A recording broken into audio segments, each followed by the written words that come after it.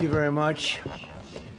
That was very unexpected, but incredibly acted upon by Secret Service and law enforcement. And this was an event dedicated to freedom of speech that was supposed to bring together members of both parties with members of the press. And in a certain way it did, because the fact that they just unified. I saw a room that was just totally unified. It was in one way very beautiful, a very beautiful thing to see. A man charged a security checkpoint armed with multiple weapons, and he was taken down by some very brave members of Secret Service, and they acted very quickly and have just released, for purposes of transparency, clarity. I've ordered it to be put out. You probably have it by now. Put out on Truth and put out on many other platforms. A tape showing the violence of this thug that attacked our Constitution, and also showing how quickly Secret Service and law enforcement acted on our country's behalf. Really did a great job. One officer was shot, but saved by the fact that he was wearing obviously a very good bulletproof vest. He was shot from very close distance with a very powerful gun, and the vest did the job. I just spoke to the officer, and he's doing great. He's in great shape. He has very high spirits, and we told him we love him and respect him, and he's a very proud guy. He's very proud of what he does, Secret Service agent. And we looked at all of the conditions that took place tonight, and I will say, you know, it's not a particularly secure building, and I didn't want to say this, but this is why we have to have all of the attributes of what we're planning at the White House. It's actually a larger room, and it's much more secure. It's drone-proof, it's bulletproof glass. We need the ballroom. That's why Secret Service, that's why the military are demanding it. They've wanted the ballroom for 150 years for lots of different reasons, but today's a little bit different, because today we need levels of security that probably nobody's ever seen before.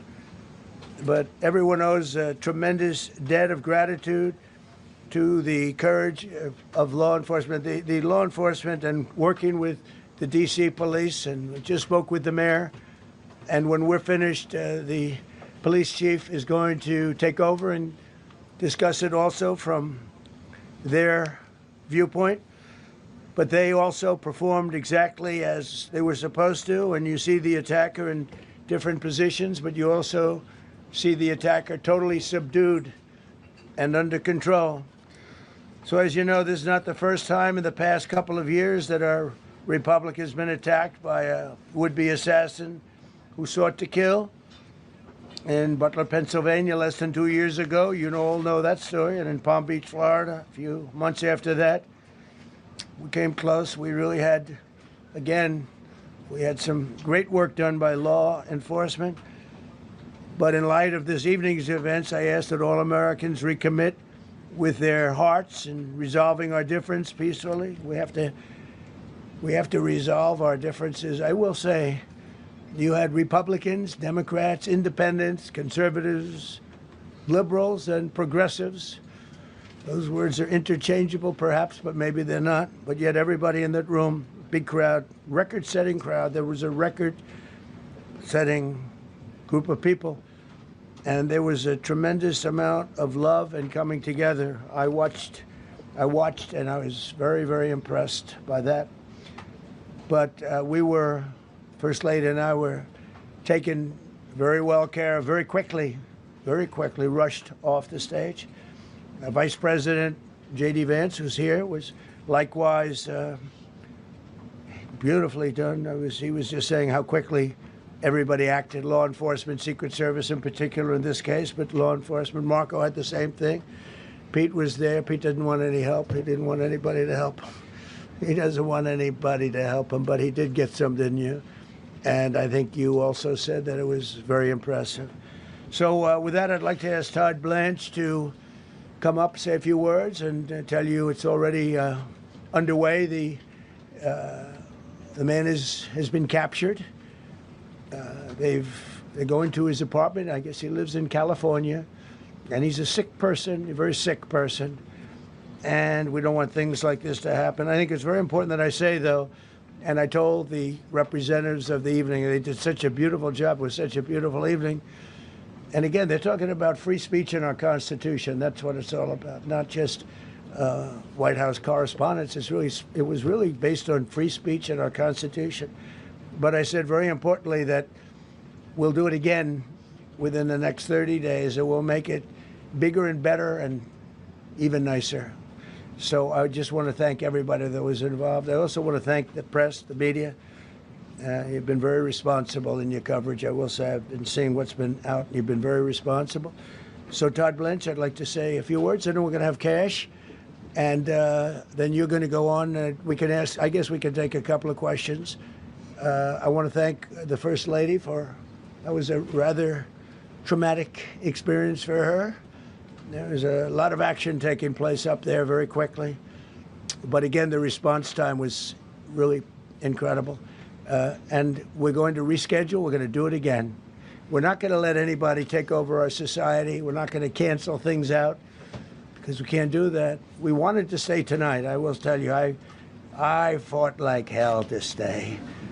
But it was protocol. They said, please, sir, because they didn't know there was a lot of action going on, and they didn't know could there be probably a lone shooter, but we'll find out. We'll find out very quickly. They have it very well under control. So I want to thank everybody very much. And Madam Chairman, I just want to say you did a fantastic job. What a beautiful evening, and we're going to reschedule. Okay. And after that, it's very tough for her to ask a killer question, right? But you have done a fantastic job. Please. That's a very good question, actually. It's always shocking when something like this happens. It's happened to me a little bit, and that never changes. The fact we were sitting right next to each other, First Lady on my right, and I heard a noise and sort of thought it was a tray. I thought it was a tray going down. I've heard that many times, and it was a pretty loud noise. And it was from quite far away. He hadn't reached the area at all. They really got him. But so it was quite far away, but it was a gun. And some people really understood that pretty quickly. Other people didn't. I was watching to see what was happening. Probably should have gone down even faster. Melania was very cognizant, I think, of what happened. I think she knew immediately what happened. She was saying, that's a bad noise. And we were whisked away along with other people, but we were really whisked away. And again, the performance of the Secret Service and the police, all of the law enforcement, I thought was really good. So it was very quick. There wasn't a lot of time to be thinking because it was a matter of seconds before we were out the door and gone into an area. We very much, and you wanted to too, we very much wanted to continue it because I don't like to let these sick people, these thugs, these horrible, horrible people change the fabric of our life, change the course of what we do. So we held out. You were there. We held out right till the end, but they didn't want to take a chance, and I understand there was protocol. But we're going to be doing one hopefully within the next 30 days or sooner, and I am ready, willing, and able. And I was all set to really rip it. And I said to my people, this would be the most inappropriate speech ever made if I said one. So I'll have to save it. I don't know if I could ever be as rough as I was going to be tonight. I think I'm going to be probably very nice. I'll be very boring the next time, but we're going to have a great event. And you did a fantastic job. Thank you very much. Well, you know, I've studied assassinations, and I must tell you, the most impactful people, the people that do the most, you take a look at the people, Abraham Lincoln, I mean, you go through the people that have gone through this, where they got them, but the people that do the most, the people that make the biggest impact, they're the ones that they go after. They don't go after the ones that don't do much because they like it that way. And when you look at the people that have either, whether it was an attempt or a successful attempt, they're very impactful people. Just take a look at the names there, the big names. And I hate to say I'm honored by that, but I've done a lot. We've done a lot. We've taken this country, and we were a laughing stock for years, and now we're the hottest country anywhere in the world. We've changed this country, and there are a lot of people that are not happy about that. So I think that's the answer, Peter. And after Butler, your team for a while rethought outdoor events. Yeah. Do you think that you now need to rethink No. indoor? Well, but then you just don't do events. No, I can't do that. I have to. It is what it is. We have to do it. The room was very, very secure. He charged from 50 yards away, so he was very far away from the room. And what did you think when you saw the video of how fast he was running? He was moving. He was really moving. And the reaction time was great. Boy, those guys, they had their guns drawn literally by the time he was there. They were shooting. That's right. I thought they were very impressive. And if I didn't, I'd let you know, I'm not going to be, I would not stand for that. No, I thought they were very impressive. I guess, these people they're crazy. They're crazy, and you never know. He was very far away from me. He had to go through a lot. We had resources all over. We had resources sitting at tables, literally in disguise, sitting maybe at your table, who knows? But we had people all over the room, so he had a long way to go. That was really a first line of defense, and they got him. And they really, they acted incredibly. No, there was no notification. We had no idea. Go ahead, Do you know Kevin. any political motivations from this? Well, you never know. assessment? Now, we'll be able to tell you that maybe by tomorrow or the next day. He's in custody, and they're asking him a lot of questions. I guess they're going over, Todd, and they're already at his apartment. He lives in California. Yes, sir. And they're over there, so they'll be able to tell you. Thank you, Caitlin. No, he was a guy who looked pretty evil when he was down. They had him down. He was fighting hard. He was in my opinion, a sick person. Who would do that but a sick person? But I think you're going to find everything about him. No reason to talk about it now. But tomorrow at this time, long before this time, you're going to know a lot of things about him.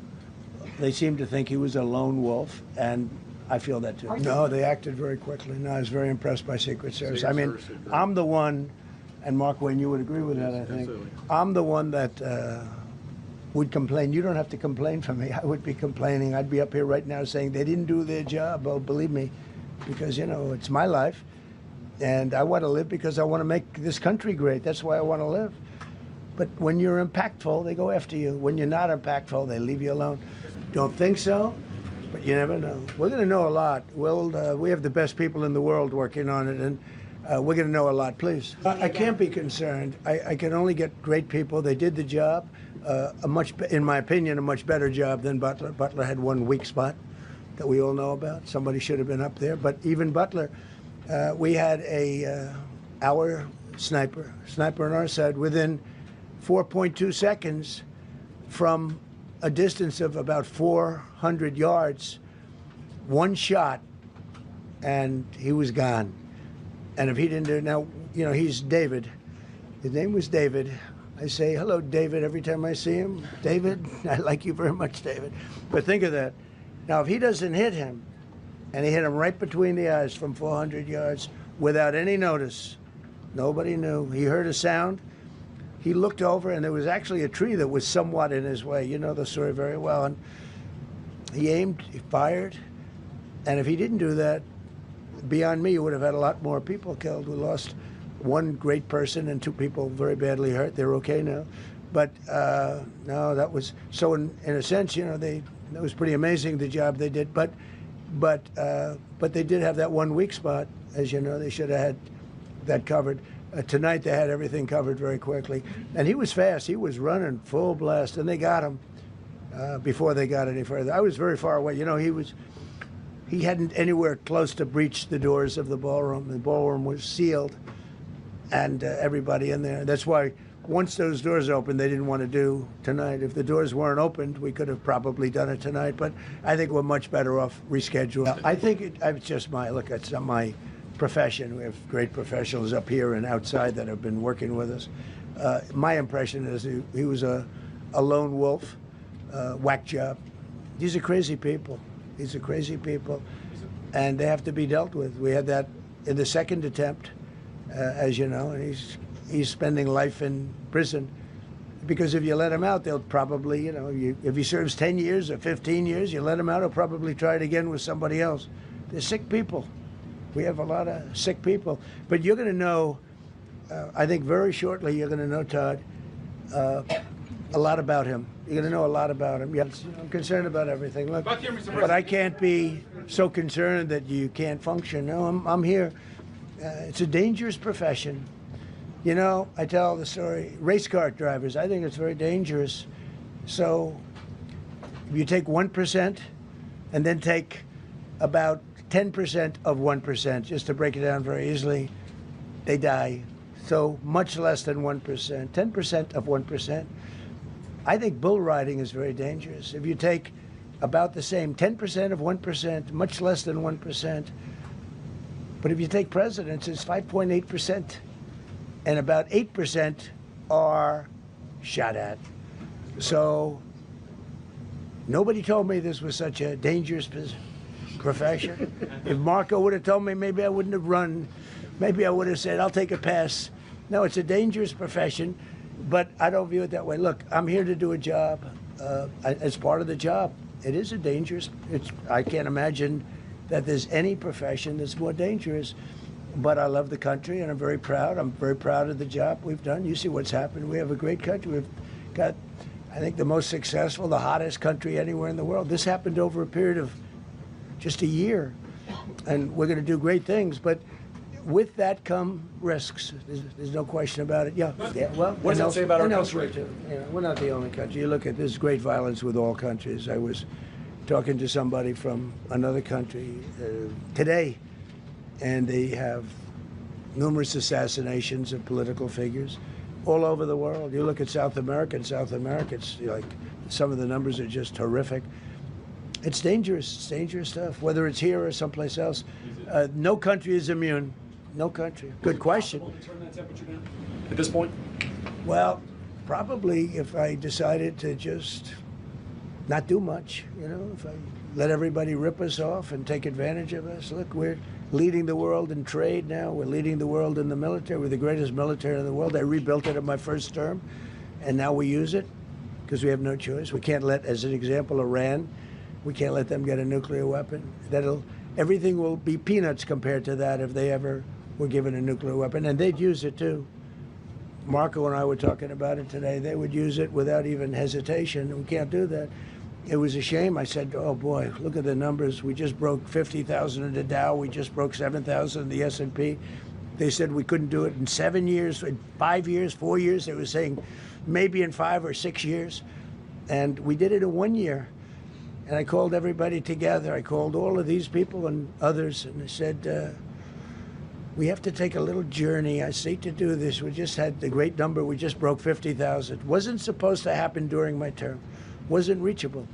We did it in 1 year, and I said, we're going to have to make a journey to Iran. They're going to have a nuclear weapon if we don't do it. We had the B-2 bombers take them out. I terminated in the first term the Obama agreement, the Iran nuclear agreement, which was a disaster. That was a road to a nuclear weapon. They would have used it. They would have used it 100%. So, when you do things like that, you become a target. If I wasn't doing that, I guess I'd be a lot less of a target. But I'm honored to be. Okay, one more question. I like not to think about it. I lead a pretty normal life, considering it's a dangerous life. I think I handle it as well as it can be handled. I think a lot of other people, you read stories where they become basket cases. To be honest with you, I'm not a basket case. I really take it as it is. I do it for the country. I'm not doing it for any other reason. I have a first lady who's doing a terrific job. She loves the country. And she recognizes it better than anybody. She's told me numerous times, she said, you are in a dangerous job. But that goes along with her, too. I mean, it's dangerous for her, too. We sat there tonight, we heard that noise, and it was either a tray or a bullet. I was hoping it was a tray, but it wasn't. And again, we had some very brave people doing a great job, so we're very proud of them and happy with them.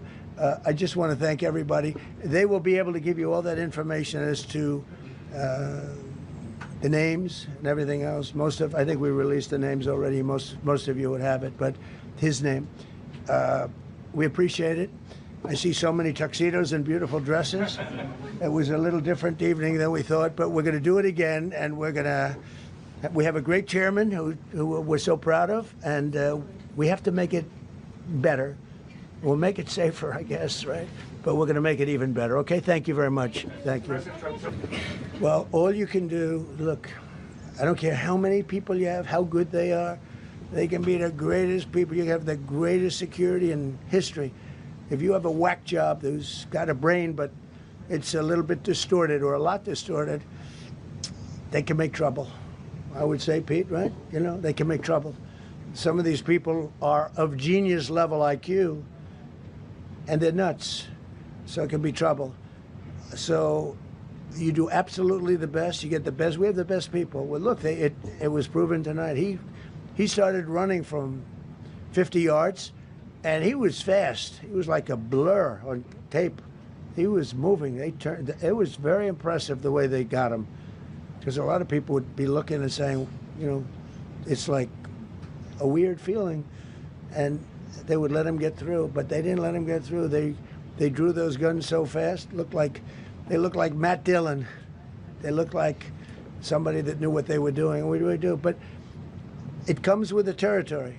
And if you want to do a great job, I really believe that. And you take a look at what's happened to some of our greatest presidents, and it doesn't happen to people that don't do anything.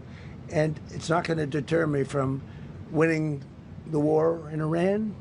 I don't know if that had anything to do with it. I really don't think so, based on what we know. But we're going to continue to do a great job. That's all I can do. Thank you very much. We'll see you tomorrow. Thank you. Thank you.